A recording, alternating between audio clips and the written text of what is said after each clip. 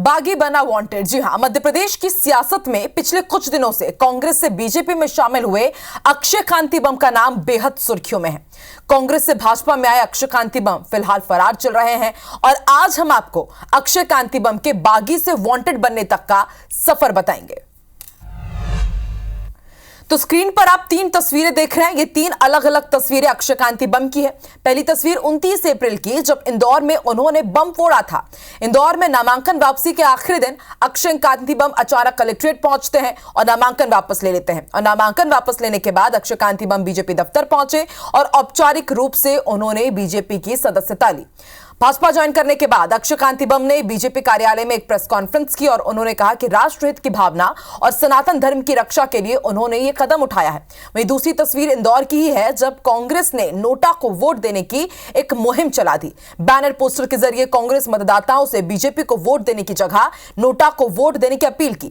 इस अपील पर कांग्रेस बीजेपी में जमकर बयानबाजी हुई और इसका कारण अक्षय कांति बम ही रहे। और अब तीसरी तस्वीर आप देख रहे हैं, कांग्रेस नेताओं ने इंदौर में जगह जगह इस तरह के पोस्टर चिपका दिए हैं और पोस्टर में अक्षय कांति बम को फरार बताया जा रहा है। इसके साथ ही अक्षय कांति बम की जो सूचना देगा उसे 5100 रुपए के इनाम देने की बाकायदा घोषणा भी कर दी गई है। तो इन तस्वीरों में हमने आपको बताया कि किस तरीके से एक विधायक को पार्टी ने बागी से वांटेड घोषित कर दिया है। और अब हम आपको बताते हैं ग्राफिक्स के जरिए कि आखिर अक्षय कांति बम की मुश्किलें कब से शुरू हुई है और वो मुश्किलों में क्यों है। दरअसल ये पूरा मामला अक्टूबर 2007 का है। यूनुस खान नाम का एक व्यक्ति है, उनसे मारपीट के आरोप लगे हैं। ये आरोप किन पर लगे? अक्षय कांति बम पर, अक्षय कांति बम के पिता कांतिलाल पर और सुरक्षा एजेंसी के मालिक सतवीर सिंह पर यह आरोप लगा। यह आरोप ये लगाया गया कि यूनुस की सोयाबीन की फसल में इन तीनों ने मिलकर आग लगा दी। और ना सिर्फ यही, बल्कि अक्षय के पिता कांतिलाल बम पर गोली चलवाने का भी गंभीर आरोप लगा। और यह भी आरोप लगाए कि अपने प्रभाव से, अपने रईसी से ये उनकी जमीन पर कब्जा करना चाहते हैं। और इसके बाद आईपीसी की कई धाराओं के तहत इनके खिलाफ केस दर्ज कर लिया गया।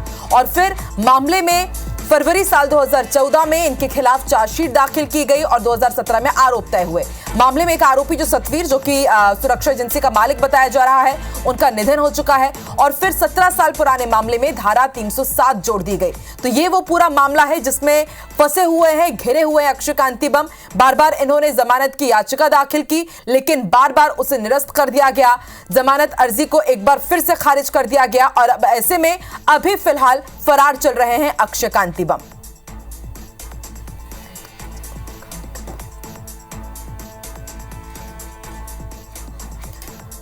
और अब आपको बता रहे हैं कि आज क्या हुआ है। आज एक बार फिर से अक्षय कांति बम आखिर सुर्खियों में क्यों है? तो दरअसल अक्षय कांति बम को हाईकोर्ट से राहत नहीं मिली है। धारा 307 में अग्रिम जमानत याचिका पर सुनवाई आगे बढ़ा दी गई है। हाईकोर्ट ने केस के लिए एक नई तारीख तय की है। अब अगली सुनवाई इस पूरे मामले की 29 मई को होनी है। अक्षय कांति बम ने अग्रिम जमानत के लिए याचिका लगाई थी। इंदौर सेशन कोर्ट से अग्रिम जमानत अर्जी पहले ही खारिज हो गई थी, उसके बाद वो हाईकोर्ट की शरण में गए थे।